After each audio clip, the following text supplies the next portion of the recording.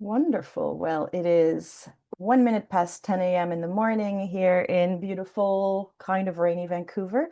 Thank you so much, everyone, for joining us today for this special webinar. I am extremely excited to be hosting this webinar in partnership with our partner, Elder Abuse Prevention Ontario, to introduce something we've been working on for a few years now, which is called the Wildflower Way: equity-oriented care for women over 55 and up who experience gender-based violence. Before we launch into the presentation with Margaret McPherson, I need to go over a few tech details and a couple more things. First and foremost, we have French interpretation services available today. So if you look at the bottom of your screen, you will see a little icon with a globe called interpretation. You can click on this and choose, if you want the French interpretation, to click on the French channel to hear the interpretation in French. You also have the option to mute the original audio, so you will only hear the interpreter speaking to you in French, and you can toggle back and forth if necessary. I'm going to say this in French as well, because that would be useful. So switching now. Nous avons un service d'interprétation disponible aujourd'hui en français. Donc, si vous regardez en bas de votre écran, nous avons une petite icône qui s'appelle Interprétation avec un petit globe. Si vous cliquez là-dessus et que vous choisissez l'option français, vous entendrez l'interprétation en français. Et vous avez aussi l'option de mettre en sourdine le son original en anglais, si c'est plus simple pour vous. Je vais repasser en anglais maintenant. So switching back to English and moving on to a land acknowledgement. So we are all connecting, as I can see today from the chat box, from many different parts of the country. So this, I invite you to share your own, local, personal land acknowledgements if you wish. CNPEA and EAPO honor the traditional territories upon which our staff and partners live and work and play. We want to acknowledge that we are gathered on the traditional territory of a number of First Nations, and we acknowledge their stewardship of this land and its waters as protector of its natural abundance throughout the ages. Through our work, we seek a new relationship with the original peoples of this land that remains their home to this day. May this relationship be one of peace and friendship, based on honor and deep respect. So a couple more tech slides before we launch into the meat of the topic. The webinar logistics. You are all automatically muted during the webinar to protect the quality of the sound, but you do have two options to communicate with each other and with us. You have a chat box where you can share some comments, maybe share some resources. And there's at the bottom of your screen an option to click on the Q&A box, and that's where you can leave your question for Margaret or myself. They will be reviewed at the end. So, you can type them at any time throughout the presentation, and we'll tackle them in the last 10 minutes of the presentation. The session is recorded today, and we will be sharing the recording on our website at CNPEA and the website of EAPO. The links will be shared for you to go check. And you know that if you've followed our webinars before, we do like a little bit of evaluation. We love to hear how we did and hear your ideas. So if you have a moment after the session, please stay on the screen and click the survey link to tell us about your thoughts about this webinar. And finally, this is a reminder that, we talk about very serious topics. First of all, they can be sometimes difficult, so we hope that you will take care. And also, we want to respect your privacy and confidentiality. So we strongly encourage you, if you have any question about personal circumstances or personal issues, to not share them in a chat box, and maybe reach out to us directly, either through using the chat option to just reach Rayanne or myself, or by reaching out to us by email afterwards, and somebody will respond to you and contact you. Particularly in Ontario, if you wish to discuss specific circumstances, you can contact EAPO at the phone number that is on your screen.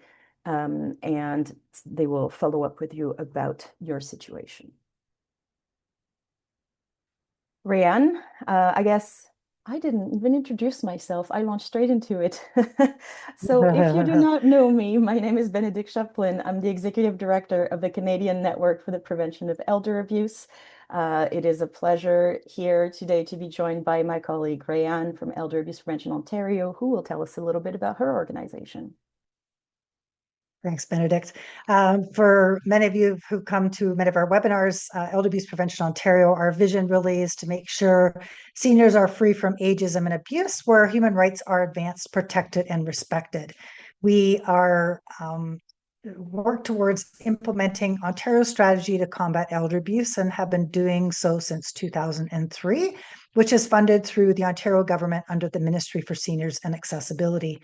We do a lot of educational outreach as part of that strategy, training to frontline providers, and coordinate community services. So this webinar is part of our education and outreach that we provide. I'm privileged to work with Benedict on a lot of webinars because we do get attracted people from all across Canada to our webinars.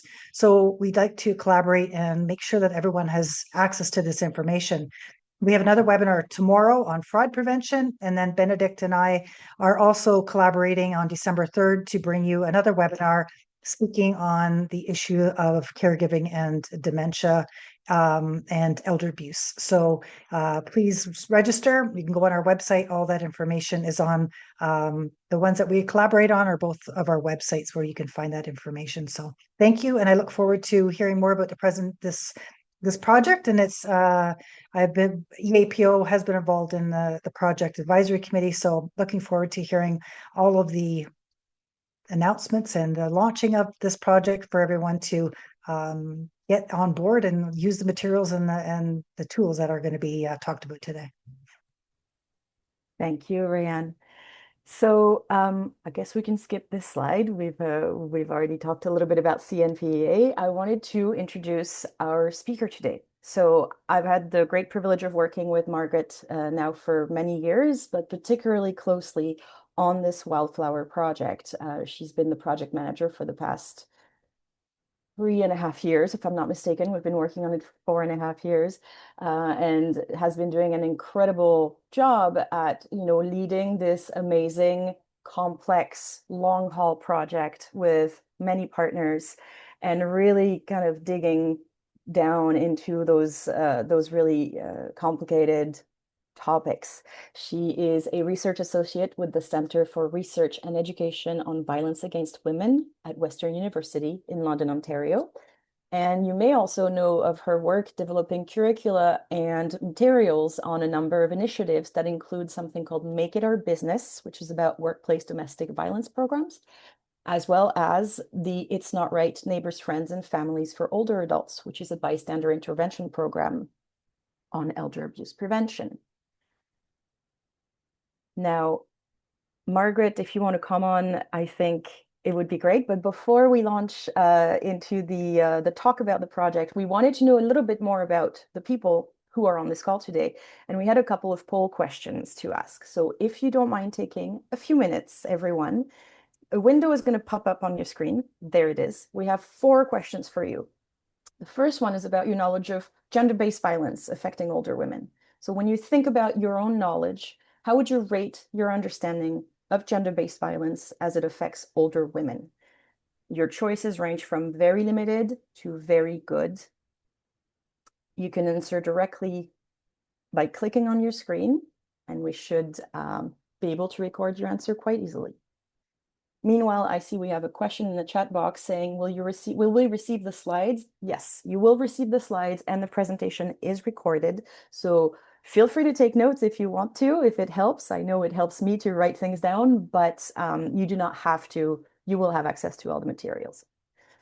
Okay, wonderful. So we have overall people that are pretty knowledgeable or feeling, pretty solid. About 72% would say average to good knowledge. That's great. Now, question 2.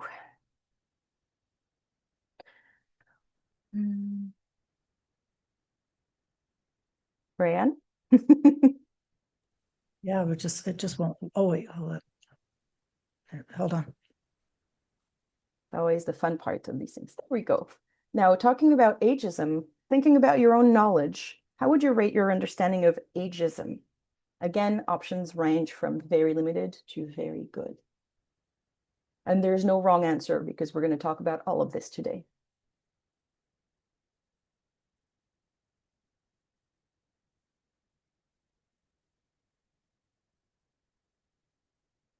And Rayanne, whenever you see that we have enough answers, let's move on to the next question. Perfect. Oh, very good. So we have almost 50% saying they have a good understanding of ageism.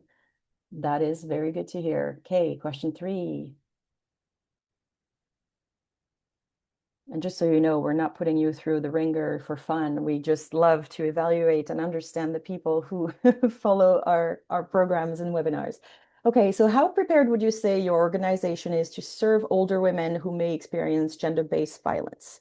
And by being prepared, I mean either you have policies or training about this within your organization. Would you say you are very prepared, somewhat prepared, not prepared, or perhaps it does not apply because you do not typically serve older women who experience GBV?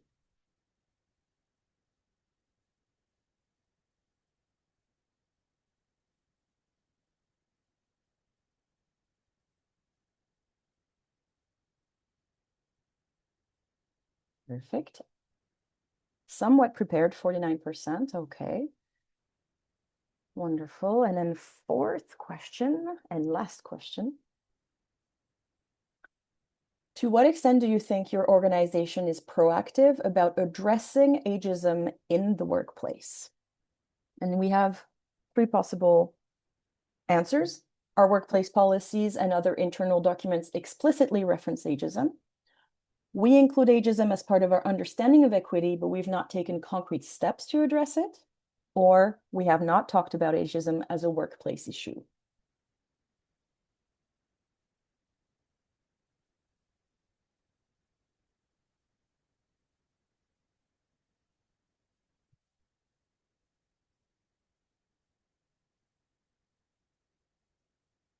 Oh, how is it looking, Rayanne? Okay. Ooh, I like those interesting answers. Margaret, you're going to have your work cut out for you. All right, we're all done with this. Thank you so much for taking the time with us today. And Margaret, the stage is yours. Okay. So thank you everyone for coming. I'm really excited to have this day arrive, and I'll be very interested to get your thoughts afterwards around what you see in here. I want to say a very heartfelt thank you to the project partners who've been involved all the way through the project. And we have 3 of them on the call right now that I want to take time toward the end to have them talk about why the project may be important to them.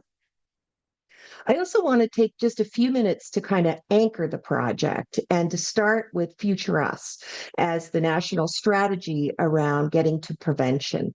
So we set 3 goals with Future Us, prioritizing elder abuse prevention in every community, developing critical infrastructure in the form of prevention networks, and teaching everyone to recognize, respond, and refer when they see the warning signs. And so this project really speaks to this idea of prioritizing elder abuse. Specifically, we're talking about gender-based violence in this context. And we're speaking to professionals, I think, more so than anyone. The tools are for professionals across all sectors. And at the same time, we're also referencing years of recommendations from death reviews and inquests that have said all professionals really should understand how to recognize warning signs, indications of an escalating situation in terms of risk factors, how to respond safely and effectively, and where to refer to find help in the community. And so the Wildflower Way is a step for us in sort of advancing these goals. Our why is really quite easy to see, right? The status quo is unacceptable. Violence against women has actually been declared an epidemic in many Canadian communities over the last couple of years. And when you look at the statistics from the Canadian Femicide Observatory, what you will see is that there were 187 femicides in 2024, and 32% of them were over the age of 50 when the age is included. These are incredible numbers. And what we know often in cases, especially with intimate partner femicide, is that these are often preventable deaths because people see warning signs, they see escalating situations, but they don't know what to do with the information. And of course, systemic ageism is reflected in the lack of visibility of older women in research. Major studies, global studies, have excluded women over the age of 49. And that has led to, sort of invisibility also in the service system. So we don't see a lot of services for women who've experienced gender-based violence. Older women are not even identified explicitly in the National Action Plan on Gender-Based Violence. Seniors are included as a demographic, but older women not specifically mentioned. I think that this, bears closer looking in terms of the political class of women. We're not just talking about demographics. Women experience lifelong discrimination in wage gaps, in unpaid, underpaid caregiving, in pension inequities that, as you age, if you are in a system that discriminates against you and these, policy and programs, it culminates in your later life. The structural inequality is also a form of gender-based violence. We're still sort of tilting at these ideas that violence in relationships is an individual issue. It is not. And you see things like the gender wage gap as sort of proof and evidence of the way in which gender-based violence is also structural violence. We need to name older women as a group explicitly because of their invisibility in a way that is just perpetuating the harm. And of course, intersectionality is a whole other element because gender diverse individuals, women who are racialized, immigrant or refugee, living with disabilities, the 2S LGBTQI population, people living in poverty or in rural and remote communities, they face compounded risks of gender-based violence. So it's not an individual issue, it's a societal issue. And even though women make up over half the population, they remain a subordinated class in a patriarchal society. I think Oxfam did a study a couple of years ago that said in Canada it would be 200 years before we close the gender wage gap. And you have to ask, why is that? That is a policy that could be changed. These are things that could be resolved, and yet they're not. I also want to reflect on the importance of the invisibility of gender diverse older adults who are also erased in data services and public discourse. Their experiences are distinct and they deserve safety recognition, their own research focus, and supports that are specific to them and the issues that they're facing. So the Wildflower Way is a framework and a narrative change intervention that challenges dominant models in human services that devalue care and render aging invisible. It is intended to support professionals to integrate services for older women who've experienced gender-based violence into broader equity efforts through relational trauma and violence-informed practice. Rather than rejecting the structure of business models, we're inviting transformation from within, growing equity-oriented care in the cracks of rigid systems. And so on a more practical level, when we talk about a narrative change intervention, it's like this. The way that the systems work, the way that the values in our status quo work, people can feel, professionals feel like I'm a cog in a wheel, I'm a working machine, instead of I'm a human being.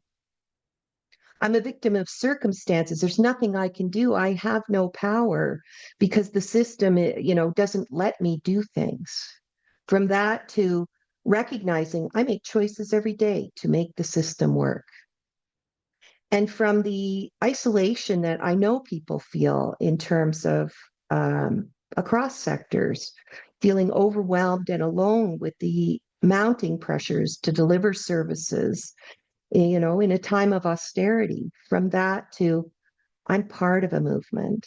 I belong to this. I have a vision for change. The change process that we're talking about is likened to growing wildflowers in a concrete environment. Wildflowers are resilient. They find the smallest spaces to bloom. Over time, they can transform the landscape. Older women who've survived a lifetime of trauma and violence are similarly resilient. They embody the potential for growth and transformation, even in the harshest conditions. The wildflower framework is both a metaphor and a practical guide for nurturing this growth, offering a path toward sustainability, healing, and genuine systemic change in human services. It can't be just another thing that you have to do. You know, when I was putting this presentation together, I'm aware of and deeply concerned about sort of people leaving the work in human services in unprecedented numbers. They're burned out. They are experience moral distress. I know asking themselves, you know, am I really helping? And so this can't be just another thing on top of everything else you're doing. We really do have to talk about transformation because what the current state is unsustainable in many ways. And even with the best of intentions, harm can be created in the ways in which we are conscripted to work within it. So the goal is not simply to include older women, just to add them onto existing systems that are not functioning very well, but instead to imagine new ways of working, of co-creating services with approaches that intervene earlier, promote healing and support both those seeking service, but also those who are providing them. Everyone is important in the system. We started this project by talking with older women and service providers about their service experiences, and we asked them to give us examples of exceptional experiences that they'd had, the positive experiences. We know a lot about the barriers. And one of the saddest things I heard was one of the advisors on the project said, unfortunately, the exceptional experiences are very rare. And yet I think that maybe we're just not paying attention to the right things. At the heart of what women told us, there are these common ideas. Listen, take time with me, show respect for my story and the choices that I've made. Be present, be with me, be kind.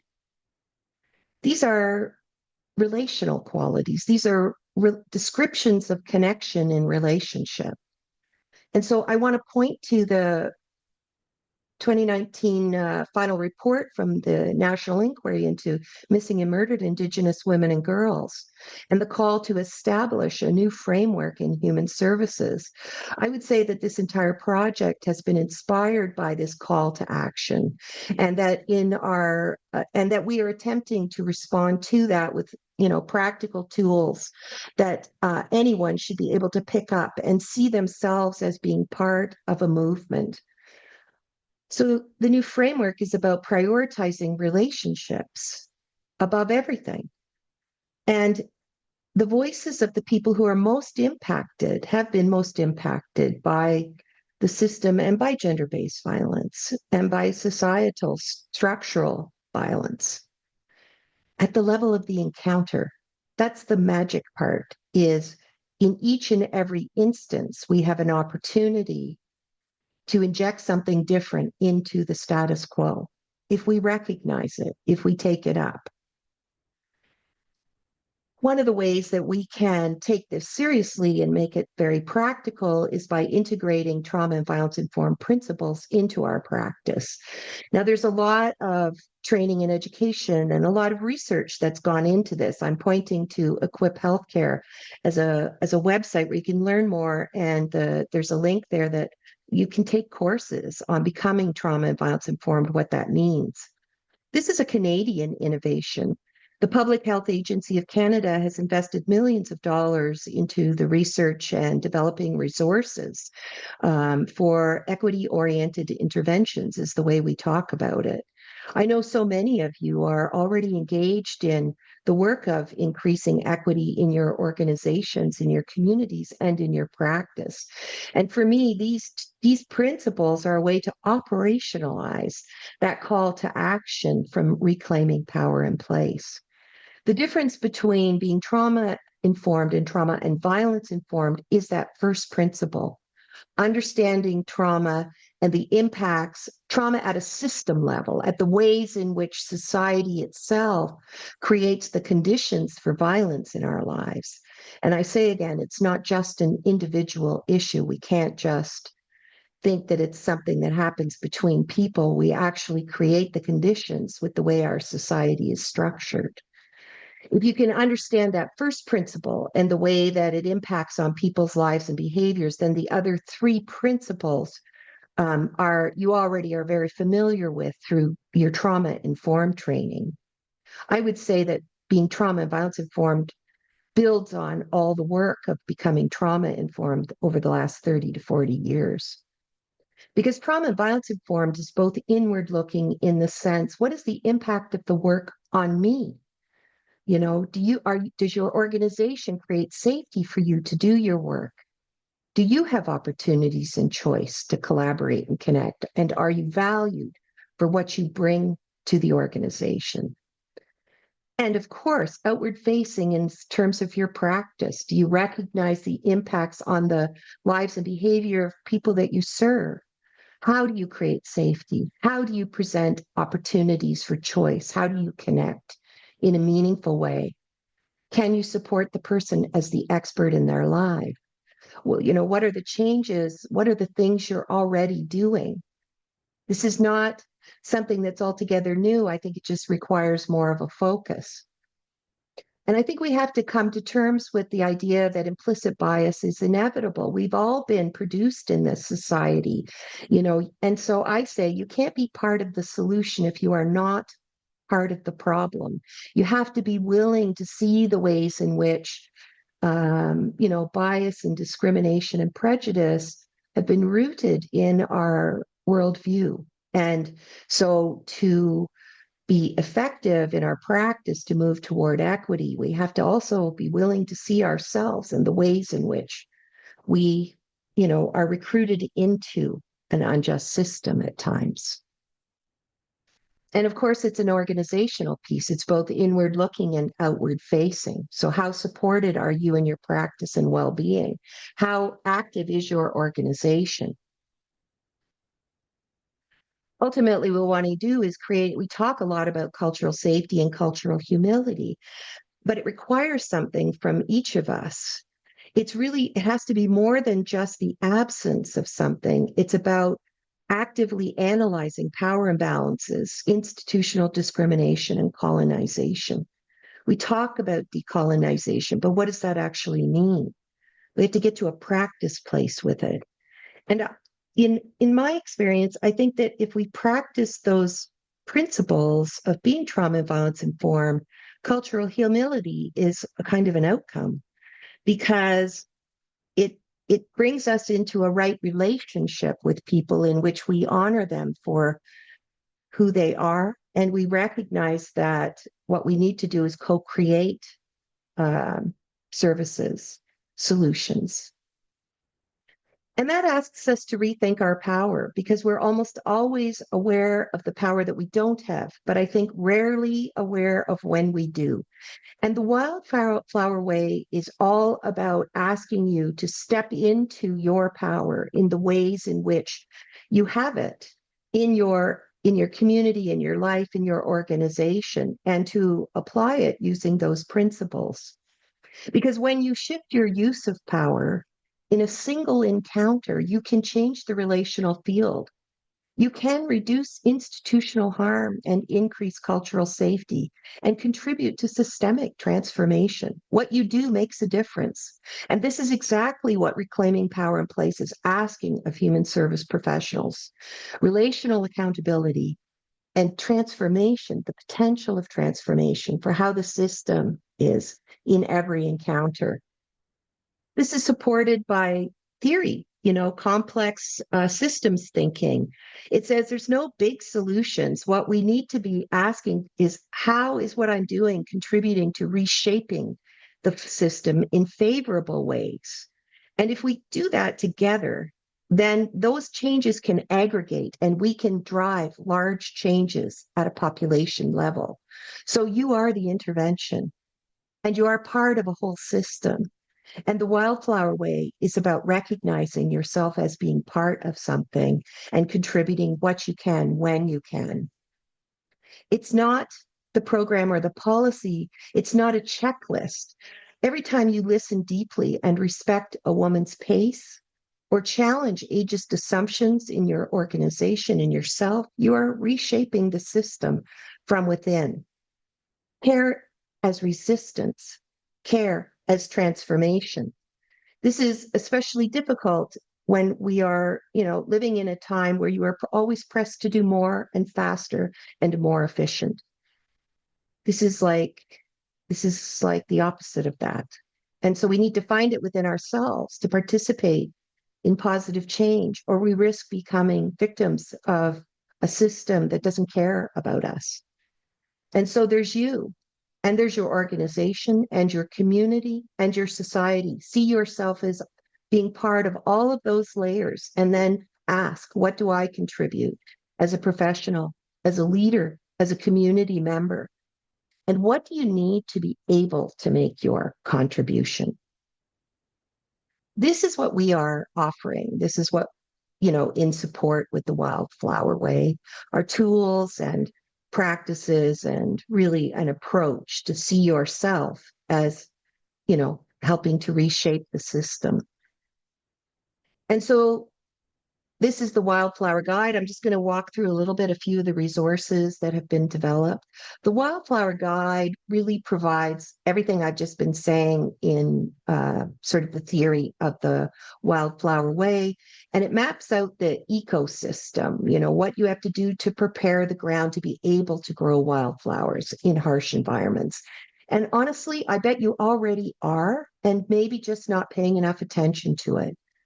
Planting the seeds in the sense of this narrative intervention about being very intentional about shifting the way we work, tending to the shoots, integrating those principles, equity-oriented care at both practice and organizational levels, and nourishing the soil, sustaining through regular reflection and assessment. We always have to be thinking and reflecting on how we're doing. And the fact that it's at the level of every encounter, it's like that just feels more doable in some way to me.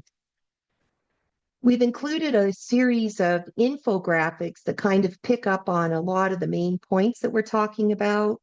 These are, one-pager things that kind of cut to some of the main points that possibly can help you in discussion in your organizations.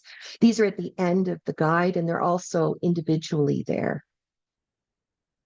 So there is a self-reflection tool for any of you who want to improve your practice in working with older women who've experienced gender-based violence through the integration of those trauma and violence-informed principles. It does come in the form of a kind of checklist and questions, but it links back up to the principles so that you can see how, your responses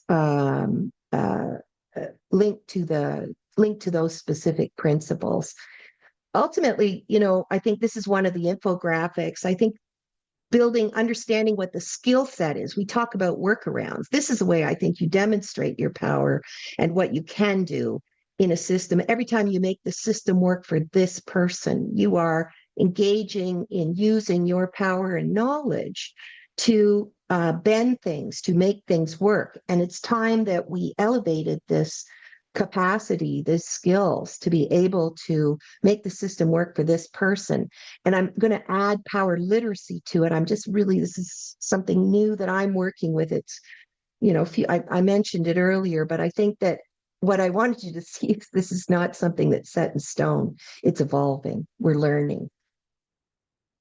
At the organizational level, we've created an assessment to kind of work through with a focus on ageism and working with older victim survivors of gender-based violence that allowed you to consider your organization and how you are doing in your quest to become more equitable as an organization.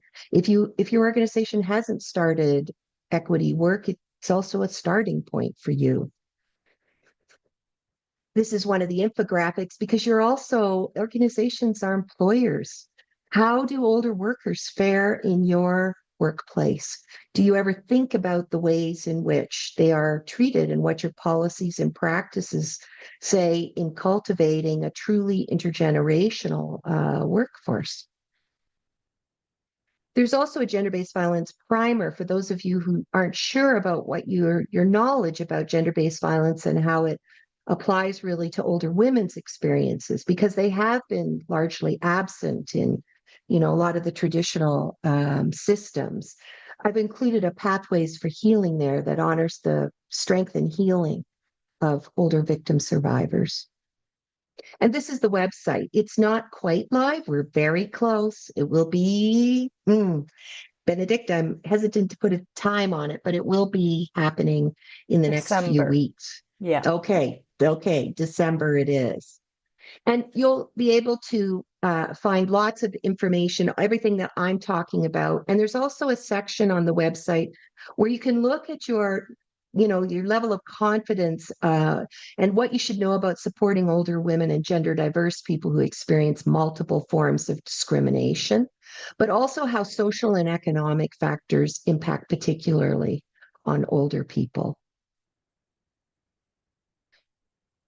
This is I think, the innovation of the Wildflower Way that I've kind of come to in working with it and all of the advisors is what we're talking about is not the abstract idea of person-centered care. It is this person-led. This is about when the exception becomes the rule, because every person is unique. Care starts with this person, not in the future, not waiting for new funding, not having to wait for somebody else to do something. It starts right here now.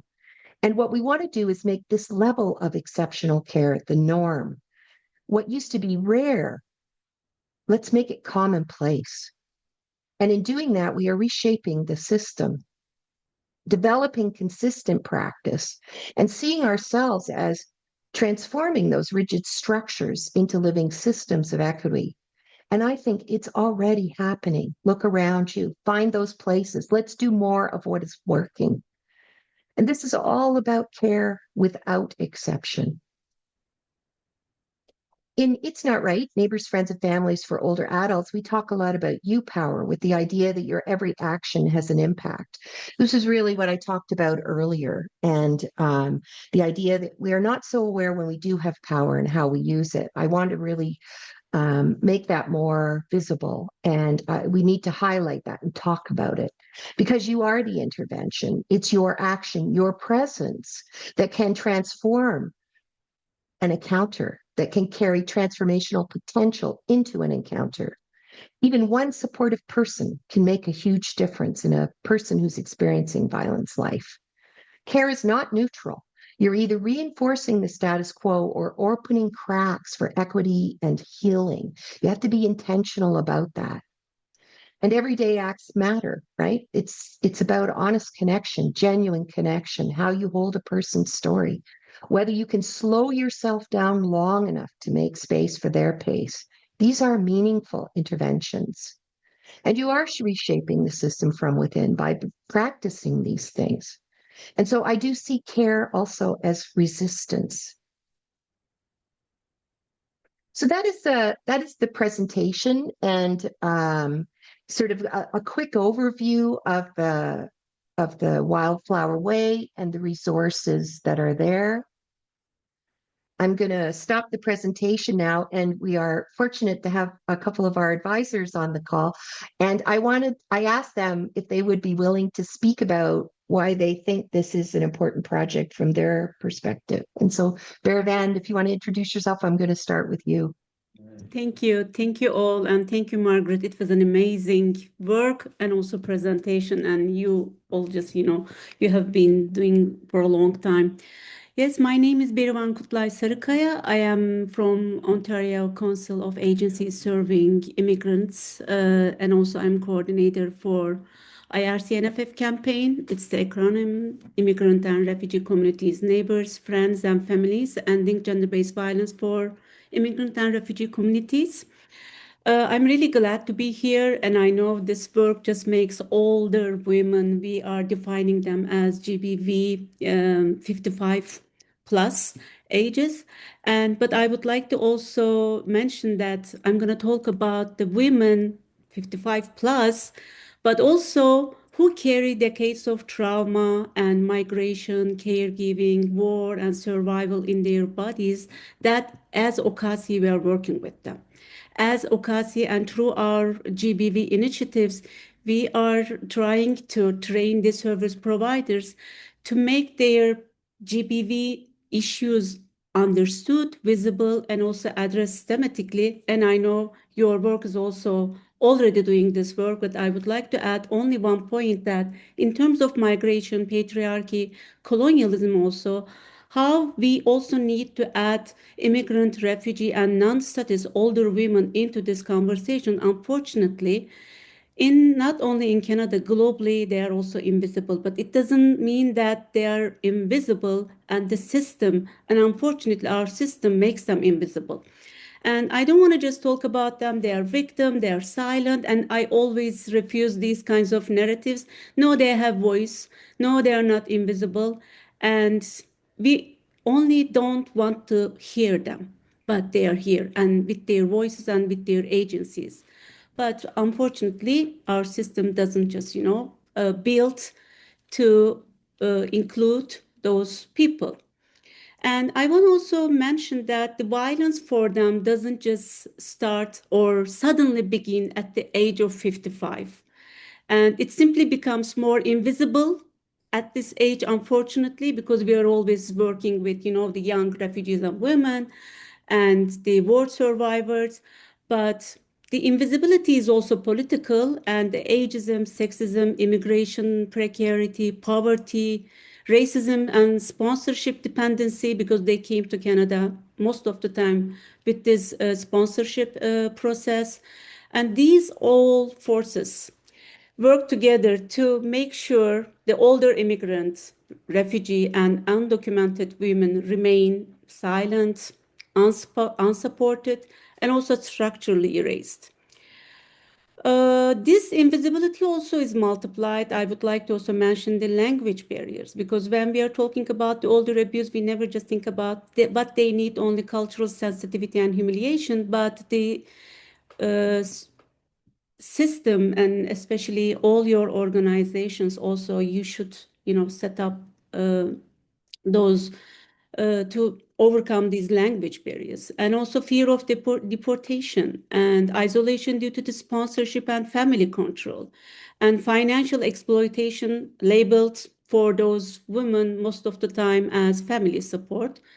And also our service models are just, they have assumption that family will take care of them, and there is also a lot of cultural stigma around this. And I want to say how patriarchy works here, and also hiding this violence behind the word family.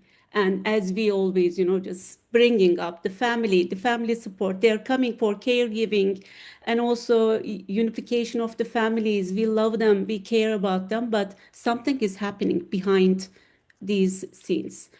I want to also just end this conversation how the women also globally, we need to also think about older women in the war context, because the violence doesn't only start in Canada also.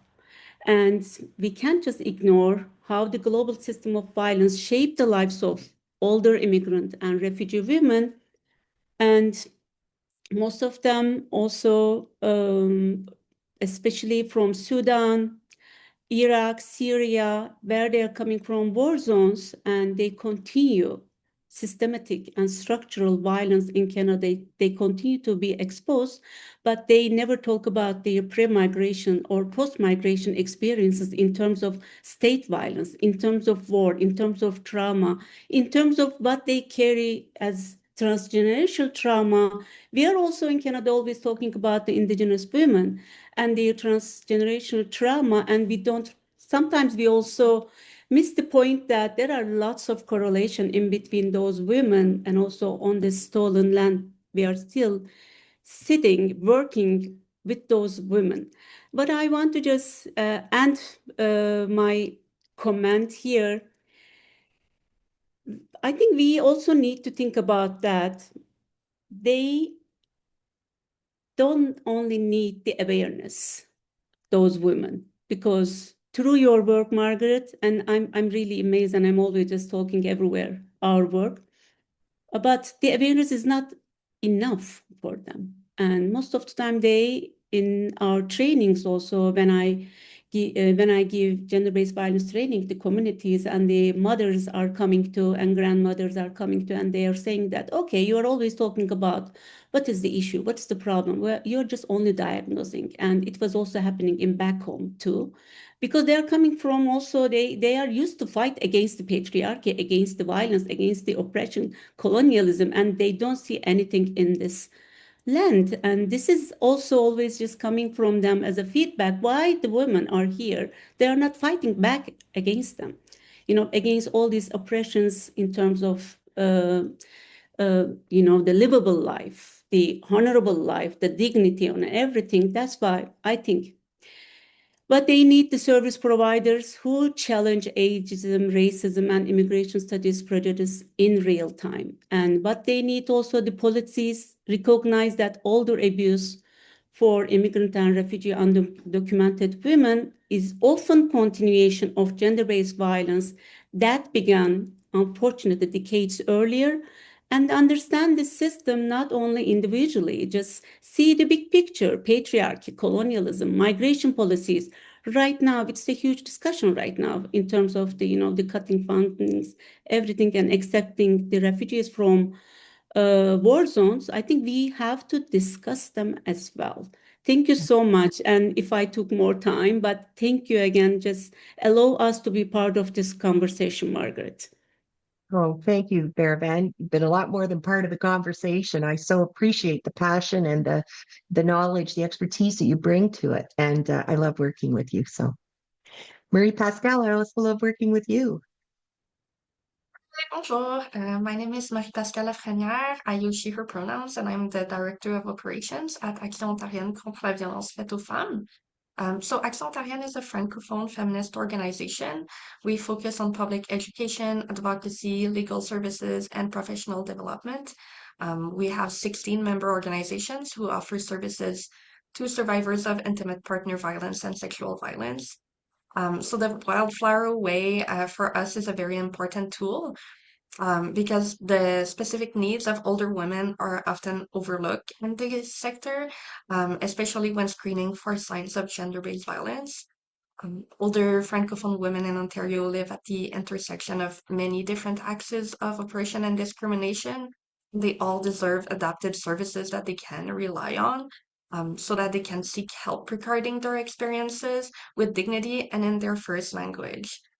So, for instance, if you think about how difficult it already is to disclose an experience of gender-based violence in your first language, when services are not available in French for Francophone women, it becomes a bigger barrier, and it's really hard to explain with all the emotion and nuance and understanding that you want to convey compared to if it was in your first language.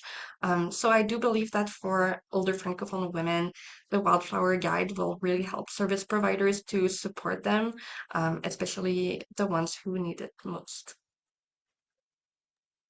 Thanks so much, Marie Pascal. And I forgot to say that everything will be available in French as well, and it will all be ready, I think, at the same time. So I also had the pleasure of working with Tanaz. Tanaz and I have worked on many projects together over the years. I feel very blessed with with this group of advisors that have counseled all the way along. So, Tanaz, did you want to talk a little bit about your perspective? Sure. Thank you so much, Margaret. Thank you so much, everyone. It's been a privilege to be in this space with all of you, share this space with all of you. And I'm so excited to finally arrive to this moment that we can share this with everyone. I'm Tanas Javan. I teach trauma courses at the college and university, so I'm a professor. I also work as a researcher and consultant. My research has been more focused on implementation of trauma and violence informed cares on many projects. We work together with Margaret, and what resonates with me a lot when we think about this new framework is the new language that it brings, the new vocabulary that it brings to organizations to be finally able to speak about a problem that it's there, but it's invisible. We don't know how to talk about it. We don't have the vocabulary around it. And that's very much aligned. I come from more an implementation perspective. It's very much aligned with what we see when, for instance, TVIC is implemented in an organization, how it creates this excitement among staff to finally to be able to communicate about a difficult situation that they all find themselves in, but they don't know actually how to name it. So it also creates momentum because the language matches the lived realities of service providers and women who are experiencing gender-based violence.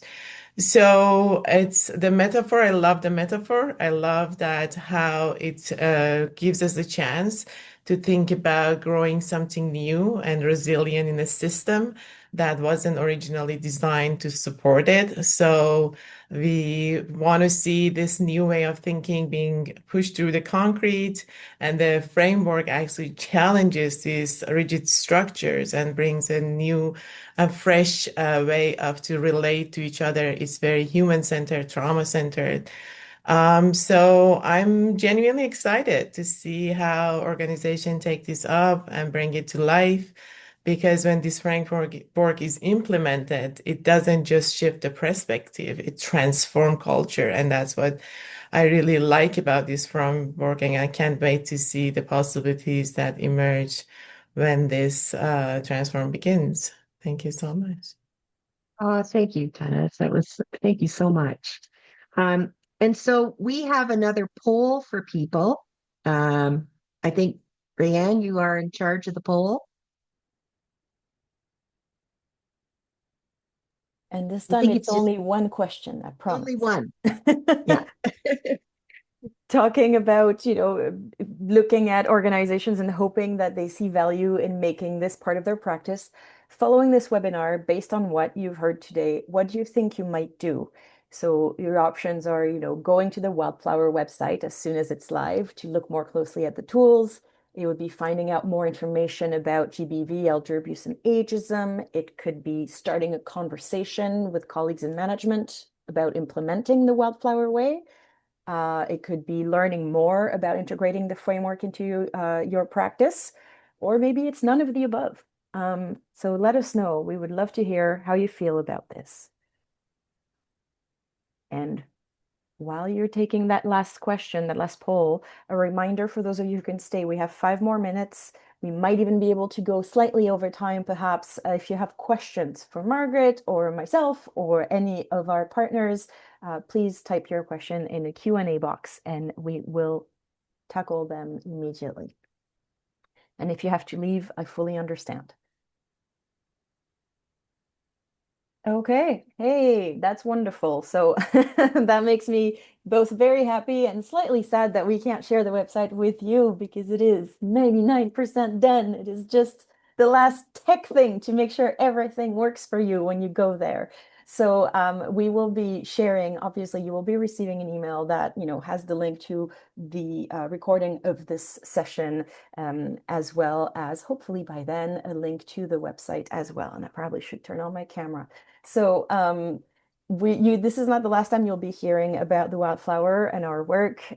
So don't worry, you will get all the information you need to make this yours. We really want to hear from you as you discover more, as you explore the resources. Do not be shy about sending us feedback, emails. We take it all. Yes, Margaret? I want to add that on the Yes. Future Us website, you can actually tell us what you're doing. We would love to hear how how you use the tools and the ways in which you're contributing to the Future Us. That is true. Thank you so much. And that one is definitely up and running. So I will put the link in the chat box right now, futurus.cnpa.ca. I saw a question, Benedict. There's no Yes, cost for the resources. They will all be available online and in both languages. So for free. Absolutely. yeah. Yes. And let's see, I see we have a couple of questions that came in. Will there be opportunities for organizations to have training for staff on this? Well, yes, we can create, there's not within this project, but yes, we can certainly talk about that. And I think that that's a kind of a next step as well in terms of development. Do you want to talk briefly about the piloting phase, Margaret?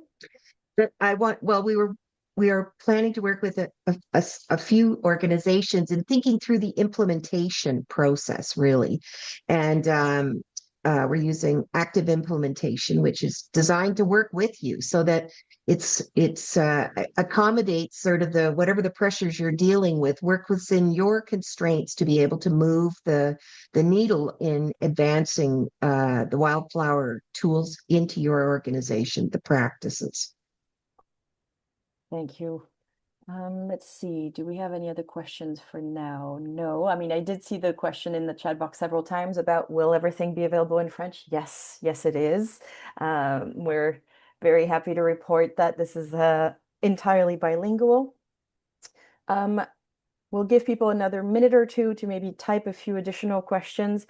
One thing I wanted to say, because even though the logo was on our slides, we maybe didn't say it out loud, but we've been working on this thanks to funding from Women and Gender Equality Canada, who made an investment in us for the past 4.5 years, and trusted us to do something that will be, really transforming practice, hopefully across services across the country. So we're very grateful for their support, and we're hoping to share this broad and wide across the country. Also, Benedict, I just want to add, if organizations, want to take that approach, if just get in touch with us. Like we can talk about it, and we have, as you can see, we have a very good group of advisors. Like we can call on people and sort of figure things out. Mm-hmm. That's great. Thank you. I'm watching. Sorry, keeping an eye on the chat box and the Q&A. There was one question asking about safety tools for older women who are experiencing abuse within a family context, because the attempt to reach out for support was not successful. There was kind of, I think, from my understanding of this question, generic safety tools that were provided to any and all women without really an understanding of the family dynamics and the age factor. Yeah. We reference a tool in the guide. I would point people to the iHeal app. It is available in English and French, and it's an excellent evidence-based tool around safety planning. Thank you, Margaret. And I see Rayanne has already posted the iHeal app in the chat box. Okay, well, you know what? If there are no more There's pressing one more questions. question. Oh, let me just talk about that. Sorry, I was just going to. I was going to say that. I think you talked to that. Yes, if there are no more questions, we might actually end right on time. But please keep in mind that you can always send us your questions later. There's always an option for you to reach out by email to Margaret or myself at cnpea.ca. Rayanne, if you want to share just quickly the contact slides again. Nope. Yep. So there's mine right here and the one with Margaret's, but I can always forward. And then, yes, if you are not tired of answering questions, you will have a link to a survey coming up at the end of the session. Please follow it. Let us know how you felt about this, if this triggered any ideas, if you want to explore other topics that are related to this for future webinars. Obviously, we'd be more than happy to kind of delve deeper into these questions. Yes, you will be having access to the slides. You'll get an email in a few days, and they will also be uploaded to our website. And then a couple more things. Obviously, Rayanne mentioned the website, webinars coming up in this week and then in December. The one December 3rd, I highly encourage you if you're interested in matters of mistreatment, caregiving, and dementia, and how these things tend to, make situations even more complex. If you want to learn about this, that is on December 3rd. And I see, Rayanne, you had started sharing the slide for your podcast. Let's do a quick plug of your podcast because it is a very useful resource. Sorry, I was just putting in the link to the registration for that event. Yes, so Elder Abuse Prevention Ontario, with the support of HelpAge Canada last year, we've launched our second season of Aging Environmentally Conversations to Empower Seniors. And we invite senior guests to talk about a variety of different issues, from dementia, fraud prevention, intergenerational learning. It is on anywhere you listen to podcasts, so Spotify, etc., Apple, as well as on our website. So if you don't have access to that, you can watch it on our YouTube channel as well. So have a look and have a listen. Thank you. Thank you both for the presentation today, and to our other speakers talking about the project. It's such a great tool and resources that people are going to be able to access, and we look forward to continuing our involvement in the initiative. Thank you so Thanks, much, everyone. everyone, for your hard work over the past few years, your support, your ideas, and for everyone today for attending and taking this in stride with us. It's been a pleasure. Rayanne, are you going to trigger the survey link, or does it open automatically? It opens automatically when we stop the Perfect. webinar. All right. Thank you, Thank you so everybody. much. Have a great week.